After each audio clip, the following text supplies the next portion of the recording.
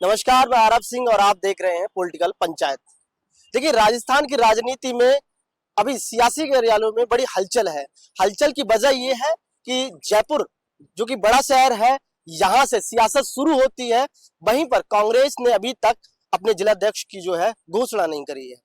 और उसके बाद में अगर बीजेपी की बात करें तो बीजेपी ने भी अभी जो कि हलचल चल रही है मंत्रिमंडल विस्तार को लेकर के, उसको लेकर भी बड़ा बड़ा जो है सियासी घमासान है। उसको लेकर के हम चर्चाएं करेंगे। हमारे साथ में सीनियर पत्रकार बसंत पांडे जी हैं। बसंत जी, जिस तरीके से राजस्थान में बयानबाजी का दौर चल रहा है, लगातार सियासी गलियारों में हलचल है जिस तरीके से दिखाई दे रही है, चाहे कांग्रेस की बात करें, बीजेपी की बात करें, तमाम बड़ी चर्चाएं चल रही हैं। उसको देखते हुए कैसा देखते हैं कि कल टीकाराम जूली ने एक बड़ा बयान दिया था, उसको लेकर के क्या कहेंगे? देखिए, सबसे बड़ी बात ये होती है कि कौन किसके पाले में है, यह कहना भी जल्दबाजी है। कब किस और करवट ले ले और कौन नेता किसके पाले में चले जाए, ये कहना जल्दबाजी होगी। हालांकि राजस्थान की राजनीति में अक्सर ये देखने को मिलता है, जो नेता जिस गुट का होता है उस गुट से छोड़कर दूसरे गुट में चल जाता है। अब आप बात कर रहे हैं टीकाराम जूली की, जो कि नेता प्रतिपक्ष है। कल जिस तरह उनका बयान निकलकर सामने आया, उन्होंने कहा भाजपा अंतर चुनाव को लेकर कह रही थी ये सेमीफाइनल है और 2028 में हम सत्ता में आएंगे। अब सेमीफाइनल तो हार गई है, क्या भाजपा सत्ता में आएगी? क्योंकि जैसे ही प्रमोद जैन भाया चुनाव जीतते हैं, मुख्य सचिव को हटा दिया जाता है, प्रिंसिपल सेक्रेटरी को हटा दिया जाता है। और टीकाराम जूली ने तो यहाँ तक भी कहा अब बड़ा फेरबदल होगा। ये फेरबदल क्या होगा? क्योंकि अब चर्चाएं तो पार्टी कार्यालय में, भाजपा प्रदेश कार्यालय में चली रही है कि किसको सत्ता की चाबी मिलेगी, किसका कद बढ़ेगा और किसका कद घटेगा। कार्यकर्ता लगातार प्रदेश कार्यालय में भी पहुंच रहे हैं, अपना पोर्टफोलियो तैयार कर प्रदेश स्तर के नेताओं को भी देने में लगे हैं। हालांकि प्रदेश स्तर के नेता तो साफ तौर पर कह रहे हैं कि अंतिम फैसला शीर्ष नेतृत्व की ओर से लिया जाएगा। लेकिन देखिए, ये जो सत्ता परिवर्तन होता है, चाहे वो कांग्रेस 5 साल कांग्रेस रही हो, 5 साल भाजपा रही हो, मनमुटाव की स्थिति दोनों ही पार्टियों में देखने को मिलती है। विधानसभा चुनाव में भी कई नेता, जो अनुभव वाले नेता थे, उनको साइडलाइन कर दिया गया। माना जा रहा था युवाओं को मौका मिलेगा, युवाओं को हालांकि आगे लेकर भी आए। देखिए, जब मुख्यमंत्री के नाम का ऐलान हुआ था, कई ऐसे चेहरे थे जो अनुभव रखते थे, उनके नामों को भी। बसंत जी, बिल्कुल बिल्कुल, जैसे आपने जिक्र किया कि बहुत अनुभव रखते थे, बहुत सारे नेता लाइन में थे जिनको आस थी कि कहीं ना कहीं मुख्यमंत्री में उनका भी नाम आ सकता है। लेकिन जो कि केंद्र से और यहाँ की सियासत से एक नाम ऐसा डिसाइड हुआ जिसको पूरी राजस्थान की राजनीति ने जैसे ही वो नाम सुना पर्ची के माध्यम से भौचक्का से रह गए। तो कैसा देखते हैं कि देखिए, मुझे अभी भी वो मंजर याद है जब चुनाव का टाइम चल रहा था। केंद्र के मंत्रियों का राजस्थान का दौर लगातार देखने को मिल रहा था। प्रधानमंत्री नरेंद्र मोदी भी यहाँ आ रहे थे और महिलाओं को बढ़ावा देने की बात कही जा रही थी। और मंच पर जिस तरह दिया कुमारी मंच साझा कर रही थी, तो माना ये जा रहा था कि इस बार कहीं ना कहीं महिला को मुख्यमंत्री बनाया जा सकता है। अनिता बघेल का नाम भी चल रहा था, दिया कुमारी का नाम भी चल रहा था, अनुभव वाले नेता चाहे वो कालीचरण सराफ हो, उनका नाम भी चल रहा था।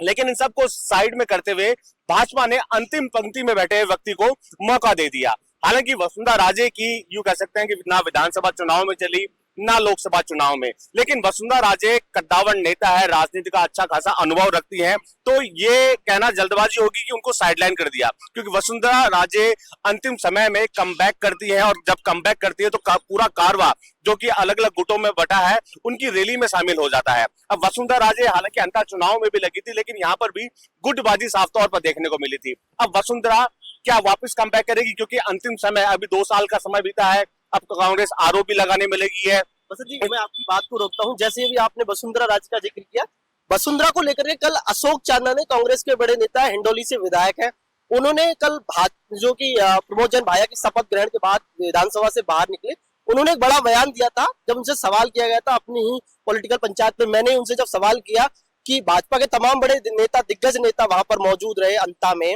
पूर्व मुख्यमंत्री और वर्तमान मुख्यमंत्री भी गए, तमाम बड़े नेता गए, लेकिन कहीं ना कहीं फिर भी अंता में जीत नहीं दर्ज कर पाए। तो उन्होंने स्पष्ट तौर पर कहा था कि पूर्व मुख्यमंत्री के प्रत्याशी को हराने में वर्तमान मुख्यमंत्री का बड़ा योगदान है। उन्होंने पूरे घोड़े खोल दिए। किस तरीके से देखते हैं? मैं चूरू के तारा नगर के बाद का भी जिक्र कर लेता हूँ। राजेंद्र राठौड़ जब वहां से खड़े हुए थे और उनको हार का सामना करना पड़ा था, तो राजेंद्र राठौड़ का एक बयान सामने आया था कि अपने जयचंद्रों के कारण मुझे हार का सामना करना पड़ा।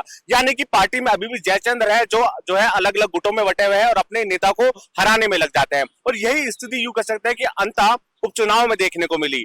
ये भी आप बयान भी आप देखिए धीरे धीरे निकल कर सामने आएगा कि अब जयचंद्र कौन है, एक एक करके अलग अलग बयान भी नेताओं के निकल के सामने आते हैं। हालांकि पार्टी उन्हें 6 साल के लिए निष्कासित कर देती है, लेकिन निष्कासित करना ये सही नहीं होगा, क्योंकि पार्टी को समझना होगा कि एक कार्यकर्ता जब जमीनी स्तर से जुड़ा हुआ है तो वो भी चाहता है कि उनको पद मिले, वो भी संगठन के लिए काम करे। लेकिन नदारद कर दिया जाता है जब भी पार्टी में मंत्रिमंडल विस्तार हो, किसी युवा चेहरे की बात हो तो उनको नजरअंदाज कर दिया जाता है, इसलिए नाराजगी देखने को मिलती है। तो पार्टी को समझना होगा इस नाराजगी को दूर किया जाए। अब वसुंधरा राजे का जिक्र कर लेते हैं। देखिए, यहाँ से झालावाड़ लोकसभा सीट आती है और यहाँ से सांसद दुष्यंत सिंह है जो कि उनके पुत्र हैं। तो वसुंधरा राजे चाह रही थी कि लगातार जिस तरह दुष्यंत सिंह यहाँ से चुनाव जीतते आ रहे हैं तो वो ये सीट जिताने में पूरा जतन करने में लगी थी, ताकि आगामी जब लोकसभा चुनाव आएंगे तो दुष्यंत को उम्मीदवार बनाया जाता है तो उनको भी वापस जीत हासिल हो।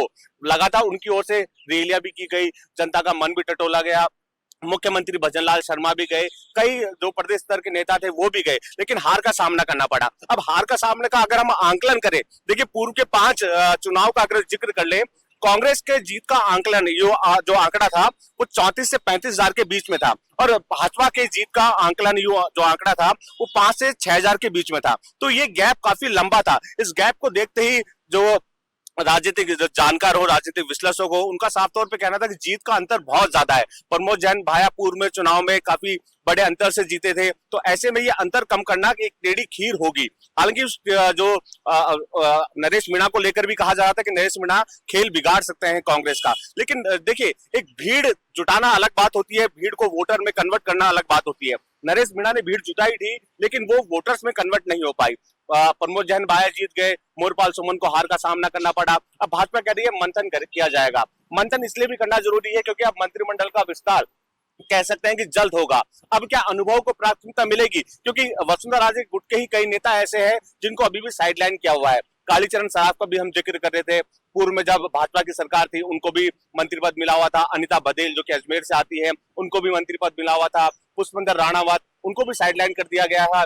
राजपाल सिंह शेखावत, उनको भी टिकट नहीं मिला था। अशोक लाहौटी को भी नहीं मिला था। तो नाराजगी तो साफ तौर पर है कि वसुंधरा राजे गुट को साइडलाइन किया जा रहा है। क्या लग रहा है बसंत जी, कहीं ना कहीं जो वसुंधरा गुट के जो तमाम बड़े नेता हैं वो आज भी कहीं ना कहीं जो दूर दिखाई दे रहे हैं वर्तमान में, जो भारतीय जनता पार्टी के तमाम नेता हैं, मंत्री है और मुख्यमंत्री के सामने वो जो पूर्व मुख्यमंत्री के जो बड़े दिग्गज नेता थे वो कहीं साइड दिखाई दे रहे हैं।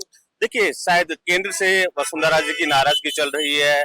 ये कहते हैं नाराजगी खुलकर तो सामने नहीं आ रही है। अभी बीते दिनों आपने देखा होगा अमित शाह राजस्थान के पाली में आते हैं, राजेंद्र राठौर उनके साथ गाड़ी में बैठते हैं, वसुंधरा राजे कार्यक्रम में लेट पहुंचती है। तो ये साफ तौर पर जाहिर होता है कि नाराजगी और मनमुटाव का दौर दोनों ही पार्टियों में चल रहा है। कांग्रेस में चल ही रहा है, कांग्रेस में तो अलग अलग गुट जो है खुलकर बयानबाजी करते हैं, लेकिन भाजपा में बयानबाजी का दौर नहीं चलता। भाजपा साफ तौर पर कहती है हम एकजुट हैं, सबको साथ लेकर चल रहे हैं, और कांग्रेस में तो भरे मन से ही आरोप प्रत्यारोप शुरू हो जाते हैं। हालांकि अब के शीर्ष नेतृत्व जानता है, क्योंकि मंत्रिमंडल का जब विस्तार होगा लगातार प्रदेश स्तर के नेता अलग अलग मंत्रियों का रिपोर्ट कार्ड केंद्र को भेजने में लगे हैं। अब मंथन जो है केंद्र की ओर से किया जाएगा।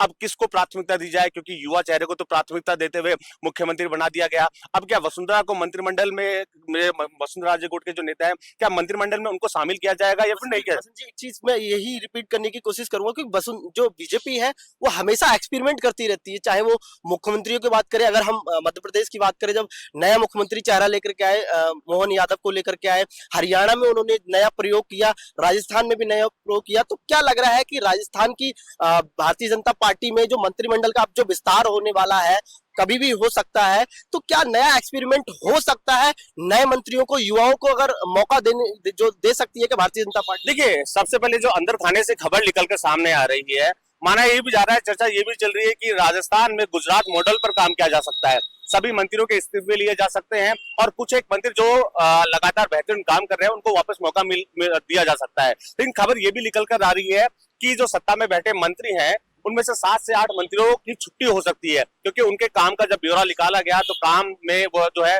जो फुर्ती नहीं दिखी। जनता और कार्यकर्ता खुद नाराज है। कार्यकर्ता लगातार जो है मुख्यमंत्री के सामने भी शिकायत कर चुके हैं कि उनके ही मंत्री उनकी नहीं सुन रहे हैं, ब्यूरोक्रेसी उनकी नहीं सुन रही है, प्रशासनिक अधिकारी उनकी नहीं सुन रहे हैं। तो ये शिकायतों का पिटारा लगातार मुख्यमंत्री के सामने जा रहा है। मुख्यमंत्री हर एक मंत्री की रिपोर्ट जो है शीर्ष नेतृत्व को सौंप रहे हैं। तो मुख्यमंत्री भी जानते हैं कि अब समय आ गया है, क्योंकि आगामी दिनों में पंचायत चुनाव, निकाय चुनाव है। अगर कार्यकर्ताओं की नाराजगी होगी तो निश्चित तौर पर हार का सामना करना पड़ेगा। तो इसलिए सभी कार्यकर्ताओं को एक में जाजम पर लाने को लेकर मंत्रिमंडल का विस्तार किस तरह करना है, अनुभव चेहरे को आगे लाना है, युवाओं को मौका देना है, इस पर मंथन किया जा रहा है। और मंथन के बाद निश्चित तौर पर एक सटीक आंकड़ा केंद्र की ओर से प्रदेश स्तर पर भेजा जाएगा। उसके बाद जो है नामों का ऐलान किया जाएगा। सबसे बड़ी बात यह है कि देखने वाली कि युवाओं को इस बार मौका दिया जाता है कि नहीं जाता। तो केंद्र तो लगातार कह रहा था हम युवाओं को मौका देंगे, युवाओं को आगे लाएंगे, युवा चेहरों को हम प्राथमिकता देंगे, महिलाओं को प्राथमिकता देंगे। अभी मंत्रिमंडल का विस्तार होगा तो क्या इसमें युवाओं को मौका मिलेगा, महिलाओं को मौका मिलेगा, या फिर और पुराने जो अनुभव वाले नेता है उनको मौका मिलेगा? ये तो मंत्रिमंडल का जब विस्तार होगा, लिस्ट लिख लेगी, उसके बाद स्थिति साफ हो पाएगी। बसंत जी, क्या लग रहा है कि कांग्रेस में भी इस तरीके से, जैसे भारतीय जनता पार्टी में तो चल ही रहा है क्योंकि वर्तमान में सरकार है तो वहां उठापटक सी चल रही है, लेकिन कांग्रेस में कहीं ना भी देखने को मिल रहा है जयपुर जो सीट है, जयपुर में जिला अध्यक्ष की जो घोषणा है वो अभी तक नहीं हुई है, उसको लेकर के भी बड़ी जो है कांग्रेस में बड़े घमासान चल रहे हैं, लोग नाराज होते हुए दिखाई दे रहे हैं, क्योंकि कांग्रेस में कहीं ना कहीं गुटों में बढ़ती हुई दिखाई दे रही है। क्योंकि अशोक गहलोत का जो गुट है वो अलग, डोटासरा का गुट है वो अलग, जूली का जो गुट है वो अलग, वो कहीं ना कहीं ये गुटबाजी जो कहीं ना कहीं वो साफ तौर पर दिखाई दे रही है। जयपुर जिला अध्यक्ष बनाने में बड़ा मंथन चल रहा है, पुष्पेंद्र भारद्वाज का नाम चल रहा है, सुनील शर्मा का नाम चल रहा है, आर तिवारी का नाम चल रहा है। तो क्या लगता है कि जल्दबाजी में क्या ऐसा फैसला ले सकती है? पॉलिटिकल पंचायत जो है वो लगातार सटीक आंकड़े दिखाने में लगा है, अपने दर्शकों तक पहुंचाने में लगा है कि क्या राजनीति में क्या कुछ उठा पटक चल रही है। क्योंकि राजधानी है, राजधानी में ऐसा चेहरा ही जो है कांग्रेस लेकर आएगी जो सबको साथ लेकर चल सके। तीन नाम चल रहे हैं, आपने सही कहा, पुष्पेंद्र भारद्वाज, सुनील शर्मा, आर तिवारी। इन तीनों नामों को लेकर गुटबाजी साफ तौर पर देखने को मिल रही है। अब ये गुटबाजी कहां तक जाएगी? क्योंकि जब पर्यवेक्षक आए थे उन्होंने सबका मंथन किया था, अपना रिपोर्ट कार्ड जो है शीर्ष नेतृत्व को सौंप दिया गया था, तो माना ही जा रहा था कि 2 से 3 दिन में जिला अध्यक्षों की लिस्ट आ जाएगी। लेकिन 45 जिला अध्यक्षों की लिस्ट आई, लेकिन जो जयपुर शहर जिला अध्यक्ष है उसके नाम का ऐलान नहीं हुआ। तो निश्चित तौर पर कांग्रेस भी जानती है कि अगर किसी एक नाम का ऐलान होता है तो मनमुटाव की स्थिति जो है खुलकर सामने आ जाएगी। और गोविंद सिंह डोटासरा ने भी कहा था कि नाम का फैसला एआईसीसी की तरफ से होगा, शीर्ष नेतृत्व की तरफ से होगा। तो ये मनमुटाव तो निश्चित तौर पर, अगर जयपुर शहर जिला अध्यक्ष के नाम का ऐलान नहीं हुआ तो ये पार्टी में भी, कांग्रेस पार्टी के कार्यालय में भी चर्चा चल रही है कि मनमुटाव की स्थिति को कांग्रेस के प्रदेश स्तर के नेता भाप गए हैं, इसलिए वापस मंथन करने में लगे हैं। और अंदर खाने से खबर ये भी निकलकर सामने आ रही है, किसी एक नाम का ऐलान होता है तो 2 को कैसे मनाया जाए, कैसे मान मनोवार किया जाए। अगर मान मनोवार करने में सफल नहीं होते हैं तो निश्चित तौर पर आगामी चुनाव में जो पंचायत और निकाय चुनाव है उसमें खामियाजा भुगतना पड़ सकता है कांग्रेस को। तो क्या लग रहा है बसंत जी, यहाँ जैसे बीजेपी एक्सपेरिमेंट करती है, युवा चेहरा लेकर के आती है, हमेशा कुछ नया करती है, तो क्या लग रहा है कांग्रेस भी जिला अध्यक्ष बनाने में कुछ ऐसा चेहरा लेकर के आ सकती है जो चौंकाने वाला हो और लोग जो है लोगों को आकर्षित करने? देखिए, आर तिवारी का समर्थन तो खुद अशोक गहलोत करते हुए नजर आ रहे हैं, क्योंकि हालांकि आर तिवारी को मौका भी दिया गया था, हवा महल विधानसभा सीट से उम्मीदवार भी बनाया गया था, उनको हार का सामना करना पड़ा, तो जयपुर शहर जिला अध्यक्ष भी बनाया गया था। लेकिन अब आर तिवारी की जगह मेरा मानना है और सियासी जानकारों का भी मानना है किसी अलग व्यक्ति को मौका देना चाहिए। में नाम चल रहा है वो एक पुष्पेंद्र भारद्वाज का नाम, बड़े बेहतरीन तरीके से लोग कह रहे हैं कि युवा चेहरा है, लोगों से कनेक्टिविटी है, और हर चीज राजनीति में धन बल वो सारी चीजें होती हैं, वो जरूरी होती हैं। तो कहीं ना कहीं ये देखा जा रहा है कि पुष्पेंद्र भारद्वाज हर तरीके से सक्षम है, इस तरीके की चर्चाएं चल रही है। हालांकि पुष्पेंद्र भारद्वाज का जिक्र कर लें, पुष्पेंद्र भारद्वाज को भी कांग्रेस ने मौका दिया था विधानसभा चुनाव में, हालांकि उनकी ओर से जीत दर्ज नहीं की जा सकी।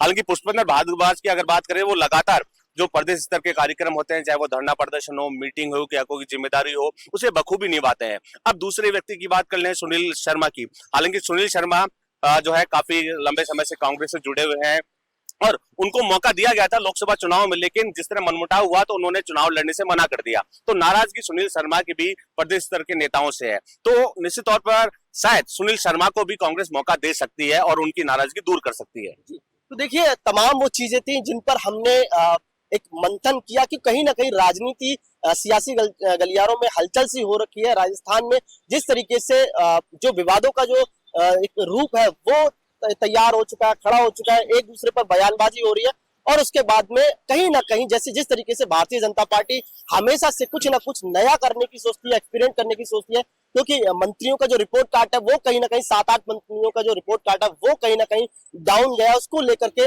वो जो रिपोर्ट कार्ड दिल्ली तक गया उसका असर कहीं ना कहीं साफ तौर पर दिखाई देगा। अब मंत्रिमंडल विस्तार में कब तक होगा, कब होगा, किस किस को मौका मिलेगा, क्या नए मंत्रियों को मौका मिल सकता है, ये देखने वाली बात होगी। लेकिन कांग्रेस में भी जिस तरीके से चर्चाएं चल रही हैं कि कौन जो है जयपुर शहर का जिला अध्यक्ष हो सकता है, उस पर भी मंथन चल रहा है। तो दोनों पार्टी में कहीं ना कहीं एक बड़े तौर पर सियासी गलियारों में हलचल चल रही है। बहरहाल हम जो है लगातार आपको बताते रहेंगे कि आखिरकार राजधानी में क्या हलचल होने वाली है सियासी गलियारों में, चाहे वो भारतीय जनता पार्टी की हो, चाहे वो कांग्रेस की हो। दोनों को हम लगातार दिखाते रहेंगे, बताते रहेंगे, पल पल की अपडेट। बने रहिए मेरे सहयोगी राजेंद्र के साथ। मैं आरव सिंह, पॉलिटिकल पंचायत, जयपुर।